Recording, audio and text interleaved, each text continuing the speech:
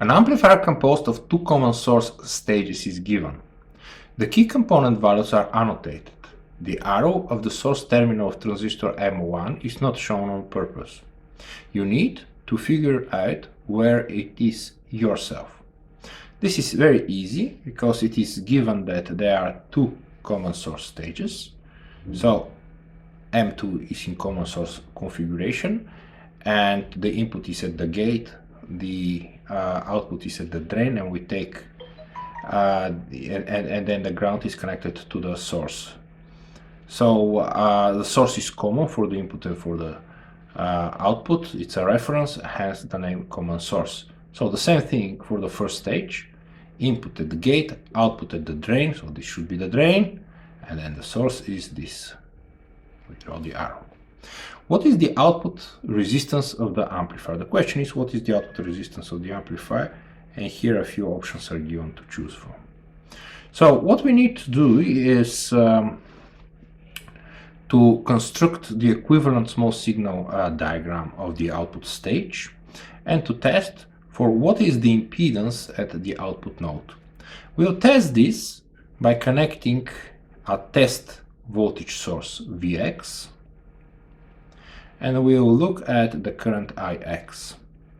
All the other independent of Vx signal sources must be disconnected. So the current sources, for example, this biasing current source is disconnected, and the node where it connects to is left floating. So just remove it. Now, about the VDD. The VDD, actually here, we have a voltage source equal to VDD connecting to ground. Now, voltage sources are shorted, so they are removed and the node is shorted. Hence, this node for small signals becomes a small signal ground. Now, what to do with the input, with the gate? This first stage will provide certain signal here. So we can see this as a signal source.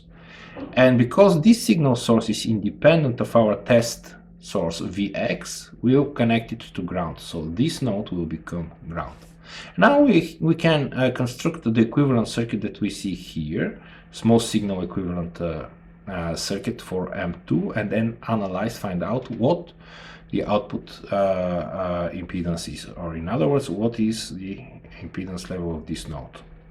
Now, the first thing that we see is that the gate and the source of these transistors are connected to ground. So basically, input voltage V source gate is always 0. Therefore, in constructing the equivalent circuit of M2, we can simply skip the voltage dependent current source. So now we have, say, this is the source terminal and this is the drain terminal of transistor M2. So this is the drain terminal and this is the source terminal. The source, as seen here, is connected to ground. And the drain is actually what we want to measure, connected to the test source Vx. Now we will look at the Ix. Now, the voltage dependent current source GM-VGS will be skipped. We don't need it because V source gate is always 0. What we have still between the source and the drain is the output impedance of transistor M2, or the channel length modulation effect. So this is modeled as an output resistance R out or RDS. Now in this case the impedance of this node V out, so this is V out, is easy to see that it will be simply R out.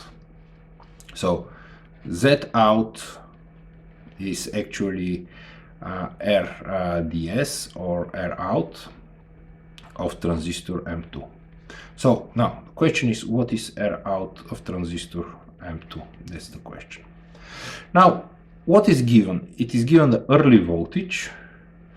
So I will remind you what is the early voltage. This is the channel length modulation effect, 1 over lambda. So if we have the output characteristic quickly draw the output characteristic of a transistor. Here we have VDS, and here we have the current, and we have different VGS. So something like this. So this is for VGS 1, VGS 2, VGS 3. And then this is triode, and this is saturation. And then in saturation region we always have certain slope of the current, and this says that if you increase drain source voltage, because you have output impedance, you have slope in the drain voltage characteristic. In other words, you have for increased VDS, the current will increase, and it will increase by the ratio of R out, the output impedance. So if you continue these curves, you can approximate a voltage here, which will be an indication of the slope, and this is the voltage, the early voltage VA. Hence, R out is now found to be simply VA divided by I drain, where I drain is the biasing current. Now, from here, we know what is the drain current, and we know what is VA because it's given. So it is this one. Hence, R out is derived to be 10 volts divided by 0.2 milliamperes, which is 50 kilo ohm. Hence, the good answer is this one.